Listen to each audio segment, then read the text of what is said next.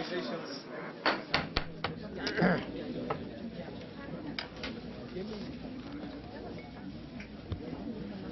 Excellencies, ladies and gentlemen, it's a great pleasure to welcome you to this mini-summit on the Somalian situation. And I thank distinguished heads of state and government who have taken time despite your very, very busy schedule.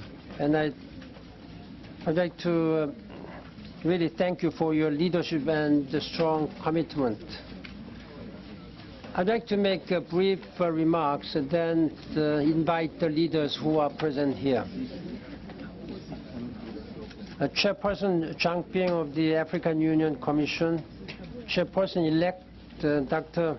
Nkosazana Dlamini Zuma, distinguished heads of state and government, distinguished ministers, excellencies, ladies and gentlemen. I'm pleased to welcome you to this mini-summit on Somalia. I appreciate your efforts to achieve peace, stability, and democracy in Somalia.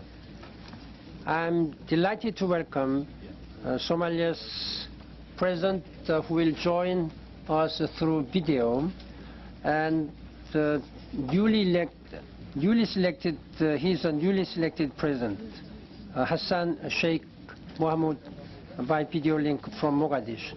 I deeply appreciate the presence of the incoming and outgoing chairpersons of AU Commission. Welcome.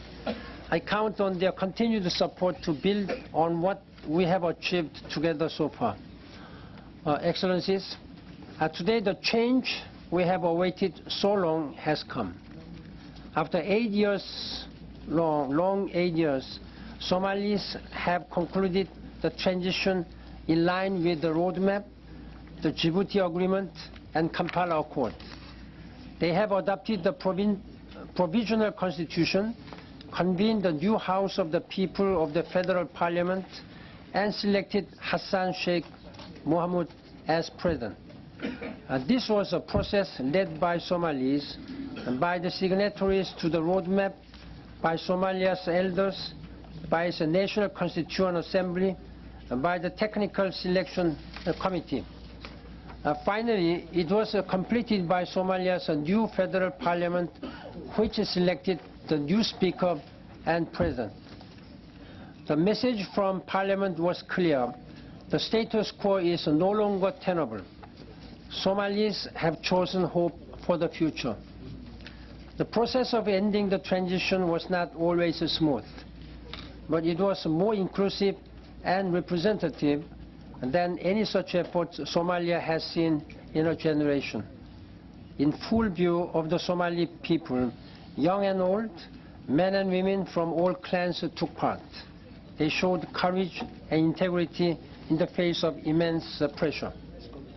I thank the international partners for standing united in Mogadishu, New York, Djibouti, Addis Ababa, London, and Istanbul.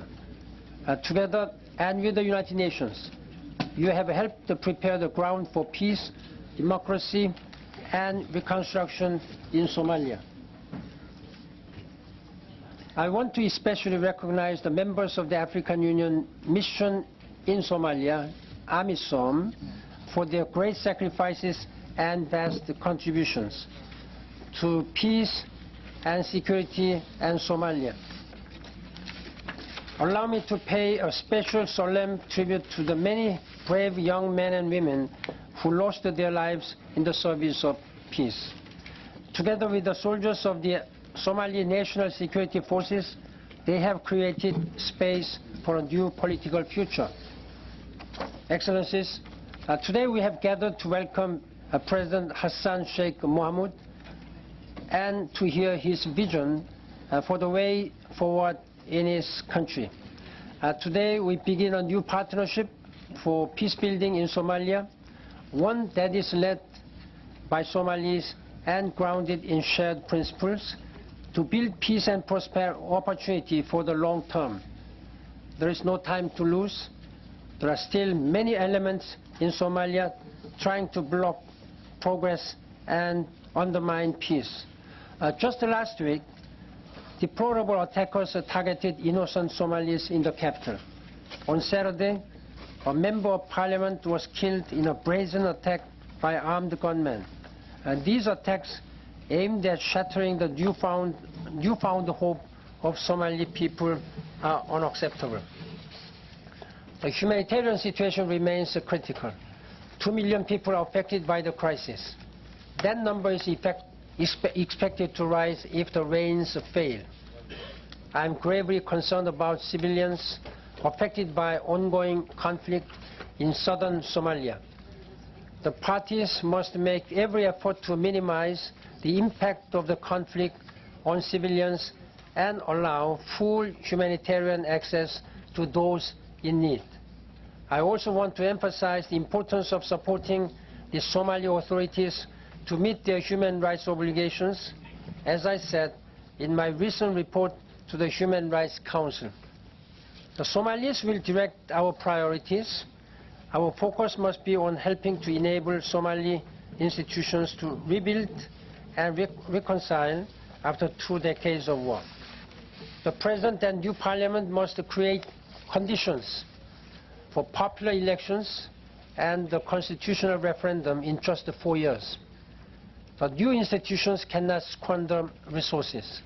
They must show they are worthy of the trust of the Somali people and international community.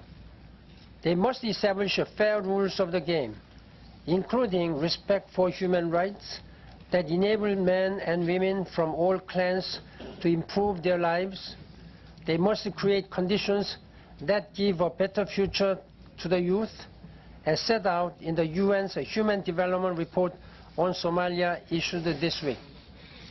Excellencies, I urge you now immediately to redouble your efforts to support Somalia. I urge you to ensure adequate and predictable support for AMISOM, especially considering its expanded area of operations and logistical challenges. We must also pave the way for Somali institutions to assume primary responsibility for security. I appeal to each of you to consider how you can contribute to democracy, justice, and state building in Somalia. United Nations is exploring how to scale up our engagement and deepen our partnership with Somalia.